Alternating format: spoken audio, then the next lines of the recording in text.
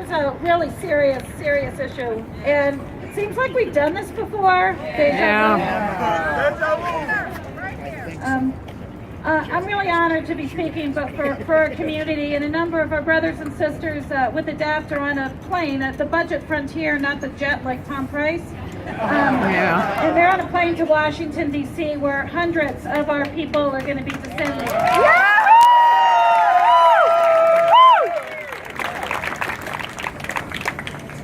And I realized recently, it was this Labor Day, was the 30th anniversary of my first arrest with the DAFT. Labor Day of 1987. And we were fighting in those days to be able to ride Greyhound buses. And we won. We can ride. Every Greyhound bus has a lift. We have that right today, though, not because anyone gave it to us. It's because we took it. And we refused to stop until we won. We're fighting today for our lives because, as far as I know, riding on a Greyhound bus or even RTD doesn't work if you're dead. If Cassidy-Graham becomes law, lots of us will not survive. States, no matter how well-meaning, simply can't cut enough or tax enough to make up for that kind of cut. We have a proud history in Colorado of loving life, and we will not allow Senators Cassidy, Graham, or Gardner to take that away from any of us.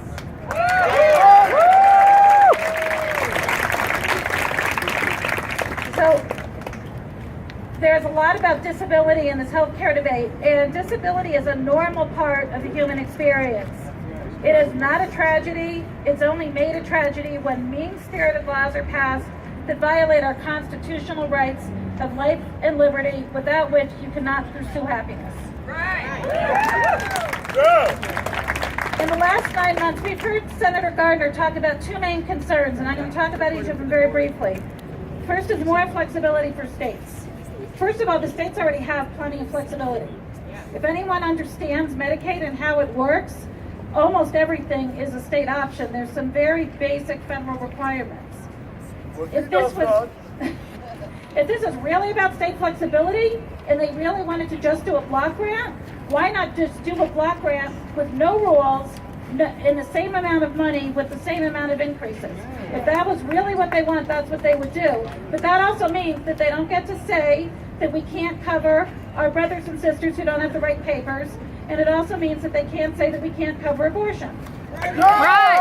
Yeah! If it's really about state flexibility, that is. If the administration wanted state flexibility, why don't they clear up and work on some of the very serious problems in the 21st Century Cures Act, like forcing people with disabilities to be GPS wherever we go, because they think we're, I don't know what they think, but, or the problem that we're having right now with the Medicaid providers getting paid is because of a federal regulation. It's not because of something our state is doing. They want flexibility, they want to solve our problems, they want to make it easier, fix those things. We have a lot of innovations in Colorado that save money and improve health, but innovations require investment, and this bill will kill every ounce of innovation in Colorado and around the country, because lack of resources will strangle the system. This is also not about the so-called sustainability of Medicaid. I'm no math genius, but I don't see how you address sustainability by slashing a budget so badly that you can't do your job. Colorado Medicaid, we have overhead of less than 5% and relatively low costs. The cuts of this size will cause economic distress, especially in rural communities, places like, say, Yuma, where 26% of the residents rely on Medicaid. Our community needs Medicaid. People with disabilities, there's no other insurance, including Medicare, that works. People with disabilities are the canaries in the coal mine of healthcare. And for any young people who don't know that analogy, in the mines, a canary would be let loose to see how dangerous it was, and if it flew back out, then the miners could go in, and if it died, then it was too dangerous. We're those canaries. We'll be the first to die if this bill passes, but we won't be the only casualties. We were the first to be killed in Nazi Germany, but we were not the last. The reality is that we can afford Medicaid, it is sustainable, and it is flexible enough.